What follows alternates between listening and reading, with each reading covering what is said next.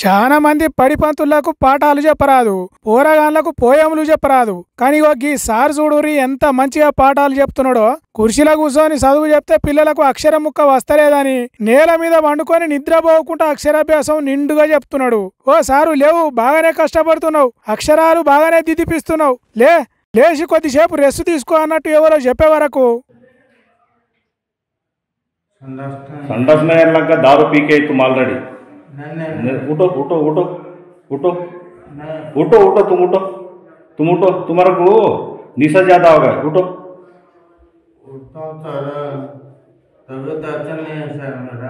అరే ఊటో ఓటో అని ఎందుకు లేపుతున్నారు? పంతులకు లేవస్తలేదు చదువు చెప్పి అయినా బడిలో పిల్లలకు పండుకొని పాఠాలు చెప్తున్న పంతులను డిస్టర్బ్ చేసుడు మీకు న్యాయం కాదుల్లా. ఇంకా అట్లనే చెప్పని చదువును. రోజు ఇట్లనే చెప్తున్నావా పాఠాలు? ఇట్లనే పండుకొని చెప్తున్నావా చదువు అని అడుగుతున్నారు. మరి అట్లా కాకుంటే ఇంకెట్లా చెప్తారు అన్నట్టు పంతులు గారు చూస్తున్నారు. కొమ్రంభీం ఆసిఫాబాద్ జిల్లా జైనూరు మండలం సుకూత్పల్లి అనే ఊరిలో ఉన్న బడిలో చదువు చెప్తాడట విలాస్ అనే ఈ పంతులు. పేరుకు తగ్గట్టు విలాసాలకు అలవాటు పడి కడుపు నిండా దాగచ్చి ఓ స్వర్గంలో తేలుతున్నాడట. అందుకే నువ్వు ఉండేది బడిలో కాదు సారు, బారు షాపులా అన్నట్టు సస్పెండ్ చేసి ఇంటికి పంపించిర్రట.